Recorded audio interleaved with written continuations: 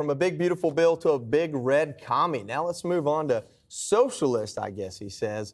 Zohran Mamdani just seized power in the New York City mayor's race. And now Democrats face what they would call a red alert.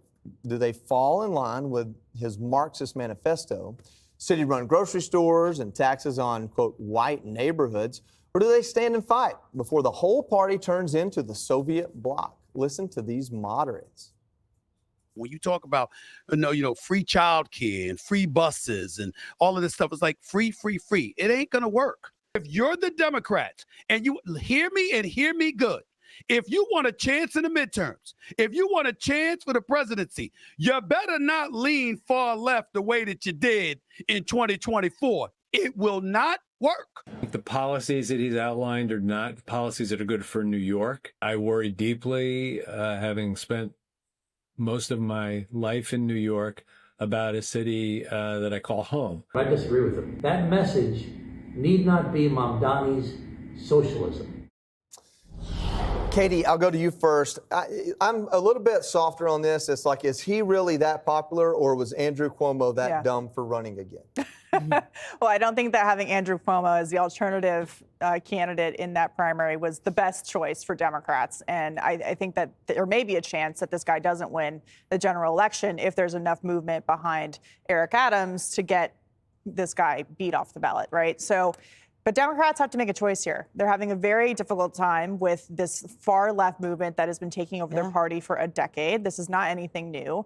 And you have people like Hakeem Jeffries, who is the minority leader in the House, essentially, coming out now and defending him, at least as a candidate, maybe not all of his specific ideas. But this is a big problem for Democrats. And if New York City wants to go forward with someone who holds ideas of taking, possession of private property, building government housing, running government grocery stores, as if that's not how communism has turned into millions of people starving throughout history, then go for it. But nationally, Republicans are going to pin this right on Democrats. They're going to take the lessons from the 2024 election, where the country shifted to the right in almost every single aspect, and they're going to ask every Democrat running in the midterms, who do you support? What does a moderate Democrat look like these days? I don't know. I haven't seen one in a while. Kat, he says he wants to tax everybody that makes $1 million or more an extra 2%. And he points out that's $20,000 for every $1 million that you earn. That's a lot of money. They've already lost $14 billion worth of income just in the last presidency alone, mainly to Florida. Like, doesn't he realize people are just going to move? Yeah, and I really do think this is such a gift for the Republicans in the midterms. I think that Stephen A. Smith is right, because historically throughout my life, you're right, Katie, there was this, very progressive wing that was open about it in the party, but then they were arguing against it. There was most Democrats were saying, no, Republicans were like, you're socialist. And they're like, no, we're not. And this guy's like, hey, I got an idea. Communes, government grocery stores. Yes, I am a socialist, making it quite easy. So the Democrats will have to make this choice of, are they going to stand with this guy, something like a photo op that could be used in the midterms, or even a clip saying, yes, I support him, or are they not, and then they're going to get hit by their own party? Because there is a huge popularity for this progressive wing. A lot of the progressive wing is very popular, in particular with younger voters. So they have to kind of choose, could this be ammunition against me and my own party, or could this be ammunition for me in the general? And it makes it really a lot easier when this guy's out there saying the exact things that Democrats have spent so long trying to convince voters that they do not and would never stand for.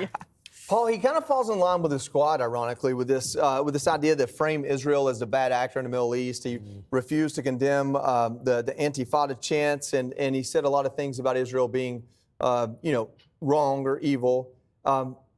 What's that say for where New York City is? He's terrified of that base. He could have wordsmithed that a little bit, right? The globalize the Intifada. He could have said something like, well, I don't really agree with the sentiment that people accept it. As instead, he backed away from it because he's terrified of the kids that are in the streets and on the campuses in this town. Look, he was inevitable, all right? Mamdani had to happen. Why? Because he was created by committee. First of all, the teachers' unions. Why? Because we have an entire generation who voted for him here, who know nothing but TikTok, and have no idea that socialism inevitably ends in dictatorships and bloodshed. Secondly, you have the Democratic Party who countenanced this creeping Marxism all these years, especially in New York City, and allowed it, okay? And if you want to sort of counteract that, let me just remind you, he's talking about free public transport We don't prosecute in this town anymore fare evasion. That's free public transport. Free college. Didn't somebody want to forgive all the student loans, as I recall? Right? Haven't you heard that? Public housing. New York City has what's called NYCHA, New York City Public Housing. They do nothing but talk about how they want to expand it. They're all falling apart, literally. Taxing white neighborhoods sounds like DEI to me. Defund the police, that rings an echo. So my point is, all of this stuff was coming. And is it any shock when you consider the fact that he's the TikTok candidate, that his electorate tracks closer to Beijing than it does to Washington? Interesting. The committee is TikTok in Beijing, the teachers' unions, and the moderate Dems who allowed this to happen. I don't want to see this be the Democrat Party, but right now, AOC and Mamdani, that is the Democrat Party. Leslie, when can I expect you to campaign for Eric Adams? Is that where you're?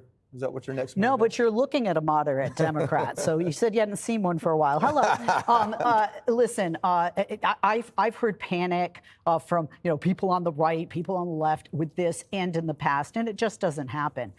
We have a Democrat who's the governor of Kentucky. This is a huge nation. It's 50 states. We have different districts. In the state of California where I live, we have very red areas, very blue areas. This is New York, and New York is not Mississippi.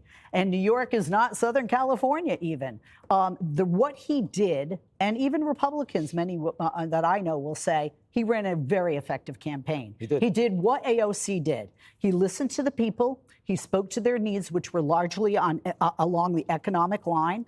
He got out there. He pounded the pavement. That's what he did. Also, he did have some bad characters that he was playing up against. Yep. And I'm sorry, Stephen A. Smith, I've said it before. He is not a spokesperson for my party. He has said he's going to run for president. You're going to lose.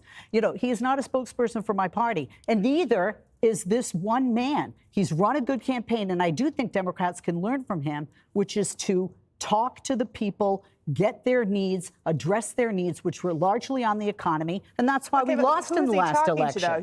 He didn't get the working class voters. He got the people with multiple degrees in Manhattan to vote for him. That's how he won. So, Katie, would it have been better that they vote for somebody who was disgraced and had to step down because of sexual harassment in the workplace? Not a great choice. We're going to wrap this up. I think that goes back to the fact that the Democrats don't really have anybody. Hey, Sean Hannity here. Hey, click here to subscribe to Fox News YouTube page and catch our hottest interviews and most compelling analysis. You will not get it anywhere else.